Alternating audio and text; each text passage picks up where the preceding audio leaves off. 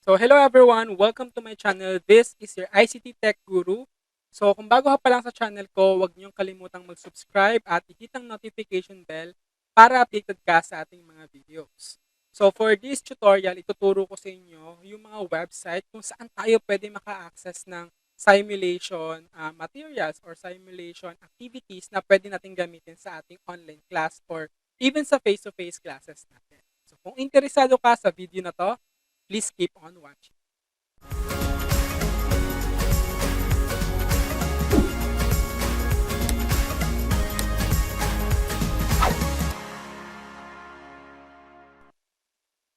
Okay, so for this video nga, ituturo ko sa inyo yung tatlong website kung saan pwede tayong maka-access ng mga simulation activities or games na pwede nating magamit sa ating online class. So fit to sa online class kasi nga itong mga simulation websites na to na-access natin online. So mas maganda since nga nasa computer sila, online yung klase natin. So madali natin madidistribute yung mga activities na to kasi nga online din siya na-access. So may mga simulation tayo for different subjects katulad ng math, science, or even yung mga language or lahat ng mga subjects natin na meron dito. So pwede nyo ring ma-access. Okay, so hindi lang siya actually limited sa math and science. Pero marami tayong simulations doon, no, na iba-iba naman yung mga topic. So ano pa yung simulation? So unang-una. So sabi dito, yung pagbibigay ng simulation sa mga bata is a teaching method kung saan tinetest natin yung knowledge and skill level nila by placing them into scenario where they must actively solve problems. So pag ginamit natin yung mga simulation na to, so sila mismo yung number one, nadi-discover ng sarili ng learning, may ganong format dito sa simulation. Pangalawa, we're putting them into the scenarios kung saan hindi natin na ibibigay na po-provide during the online class. Okay? So, maganda din to kasi nga parang mas hands-on sila dun sa pag-discover nung learning. Okay? So, makikita nyo mamaya yung mga benefits ng simulation. Katulad niya, for example, may mga experiment na hindi talaga nila nagagawa in the actual laboratory. So, dito pwede tayong gumamit ng simulation para may simulate nga yung mga process na ginagawa natin in the science laboratory. So, makakatulong siya yung simulation to make our learning meaningful. Okay? And para maging engaged yung mga students dun sa ating discussion. So, anyway, without further ado, so ito na yung mga website na i-introduce ko sa inyo. Wherein, again, pwede kayo mag-download or download, pwede kayo maka-access ng mga simulation.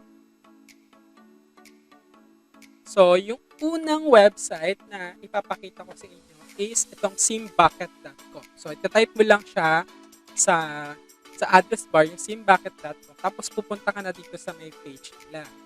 So, makikita mo dito, una ay ito yung page, yung homepage, ito yung makikita mo, no? Pwede mo nang basahin yan. Hindi ko hindi ko kayo ito-tour in detail dito sa website nila. But then, i-introduce ko lang kayo sa mga simulation. So, dito sa home, yan, nandito kayo currently. So, punta kayo doon sa may simulation tab. So, click nyo lang. So, para makita nyo yung iba't ibang simulation. So, mostly on the sim bucket, more on mathematics and science yung mga simulation sila dito, no? So, ayan. So, ayan, meron tayong simulation ng electron flow, sa collision. So, what else? About sa mga chemistry subjects. So, ayan. So, ganyan siya. So, click tayo ng isang simulation para makita. So, let's say, for example, itong ionic bonding. So, click lang natin siya. And then, scroll it down. So, meron tayong mga explanation dito. Yan, explore nyo na lang siya. Tapos, scroll it down. Tapos, makikita kayo itong play icon. So, yan yung ibig sabihin, i-play natin yung simulation. So, click lang natin. Tapos, mag-open siya ng another tab. So, pwedeng yung link na to yung ibibigay natin sa mga students natin, no? Kasi nga, parang to support yung learning ng mga bata. So, dito, magta-type daw tayo ng type natin yung name natin.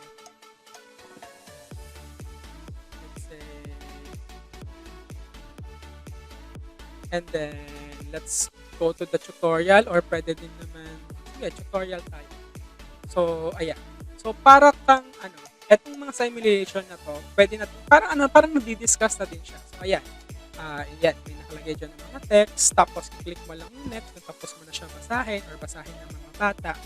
So, ayan. Ito, may interactive to, yung content na to, yung simulation to. So, may mga explanation, tapos may interactive portion dun sa website. Yan, babasahin lang nila yan. Tapos, sabi dito, may instruction, drag one of them closer to the other and see what happens. So, ito, interactive yan. Yan, gumagalaw siya.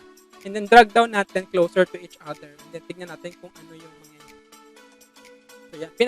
So, mapapansin nyo, ayan, mas nagiging interactive yung learning, diba? So, hindi lang basta diniscuss natin na nagre-repel yung dalawang negative, no?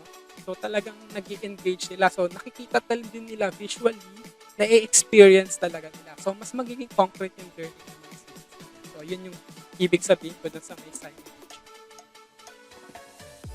So, ganyan siya. So, next lang natin kung tapos na.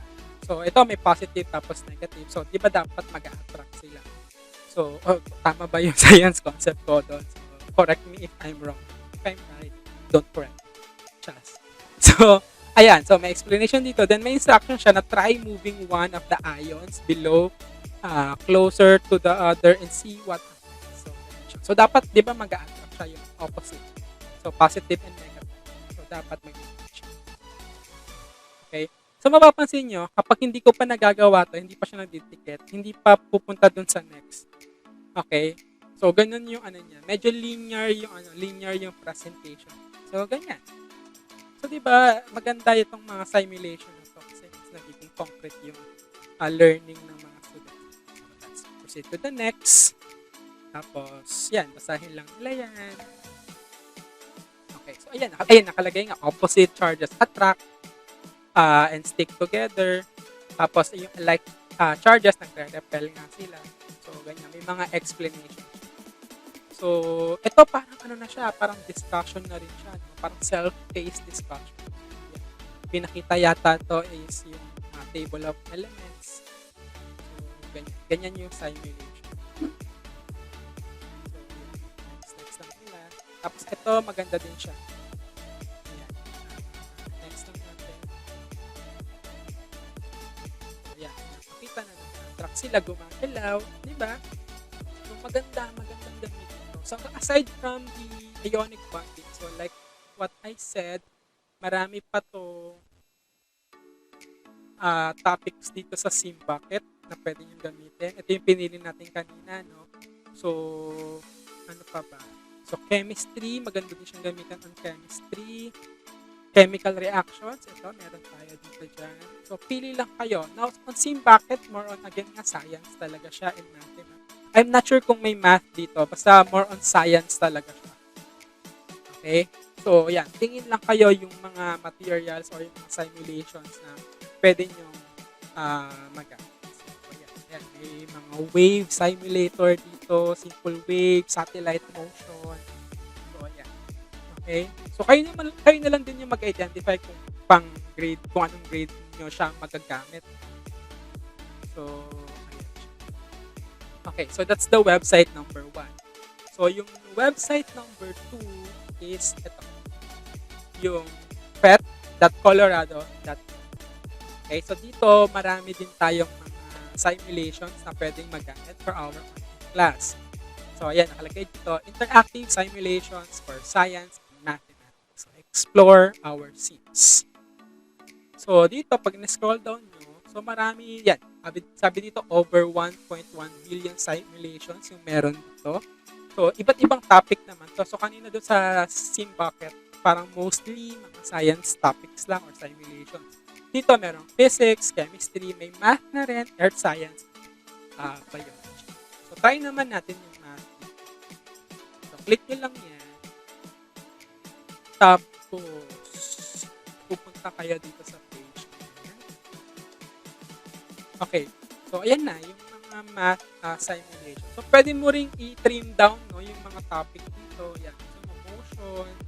Yan. Yung mga topics about motion. So, yun lang yung mga lalabas ko.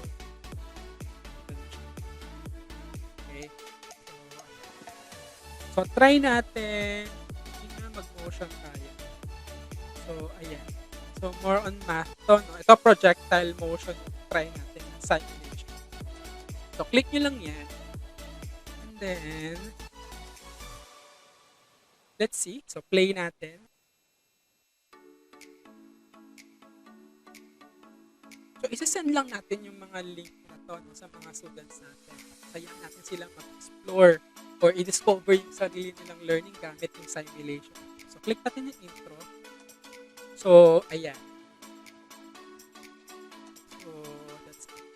So, ayan, di ba? So, explore nyo na lang siya kung paano gamitin kasi hindi ko rin naman talaga siya makuha kung paano siya gamitin. Siguro, ay, may mga option siya dito. Ayan. So, di ba? So, adjust mo yung angle yata to. Yan, or yung degree. So, makikita nyo dun. May parang may angle siya na ganyan. Tapos, pwede mong i-adjust yung speed. Ayan. So, ulit ka natin. Tignan natin yung projectile motion niya. No? I don't know if tama yung term. So, click natin siya.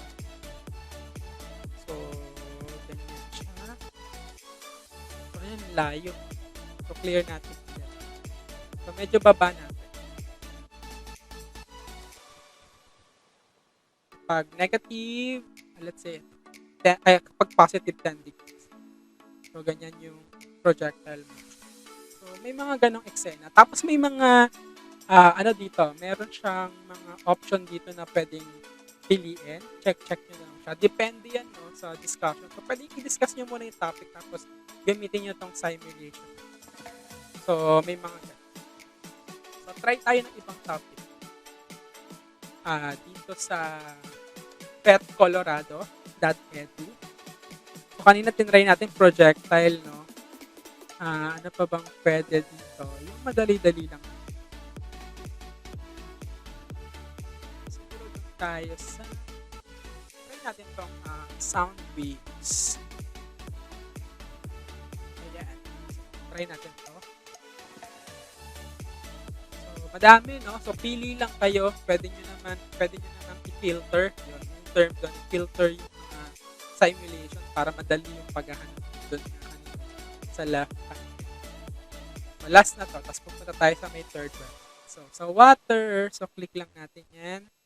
I'm not sure kung paano siya gumagana. Top view, side view. Pwede natin palitan dyan. So, may mga option dyan. Tapos, play natin. Dito. Yan. So, pwede nyo nga again, i-gamitin yung filter dito. Tapos, meron siyang grade level. Kung gusto nyo ng simulation for elementary school, middle school, high school. Ayan, may mga compatibility. So, ito, HTML5. Pwede na yan dito gumagana sa browser. So, ganyan siya. Okay? So, yung third website kung saan pwede naman tayo maka-access ng mga simulation is yung shepardsoftware.com. Okay, simulation siya. Ito medyo marami tayong mga subjects na pwedeng paggamitan. May health games, paint activities, ito animal games, may math, may animals and science, may geography, may language, may kung ano-ano ng topic or simulation na pwede tayo. Ayan, may world continent, iba-iba. So, try natin itong animals and science.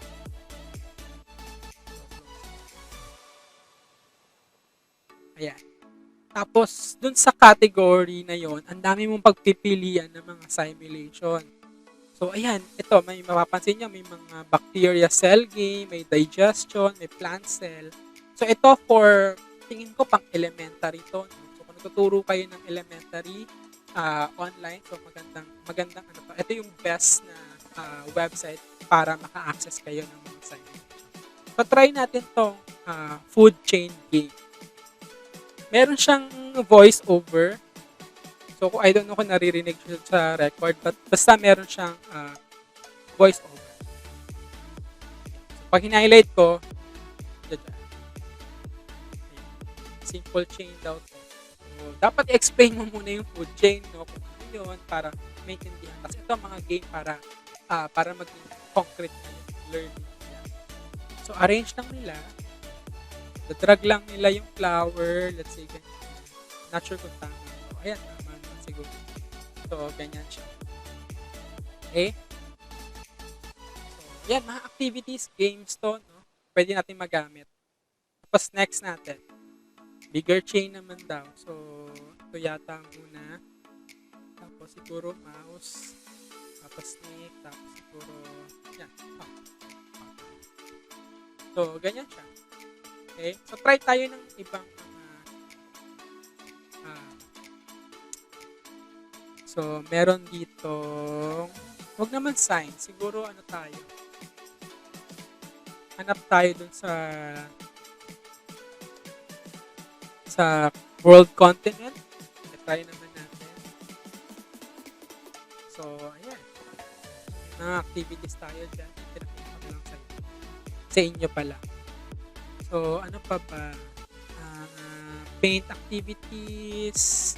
May language na yan. So, pili lang kayo, no? So, marami pa. Try natin itong paint activity. So, ayan. Yeah, mostly for ano talaga siya, for kids. Tignan natin itong ocean. Ayan. Tapos, ipipaint nila to, no? So, ako marunong mag-paint. Sige, try natin. Ayan. Tapos, ulap. Ayan siya. Ano ba to? Ocean ba to? Sige. Palitan natin ang kulay. Tapos blue na lang natin. So, ganyan. Ganyan siya. Okay? So, yan. Pwede nilang clear yung picture. Pwede nilang i-undo. So, may mga option pa.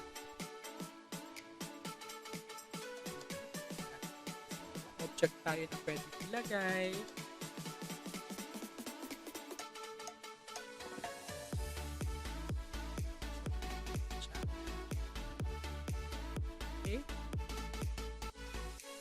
So, maganda siya. Magandang simulation to for our students, especially for our online class. So, siguro kahit hindi naman siya online class, no, kung face-to-face, basta merong computer or nasa computer laboratory. So, pwede nyo pa rin siya. So, yan. So, yan yung mga simulation websites na pwede nyo gamitin for your online class na rin, siguro.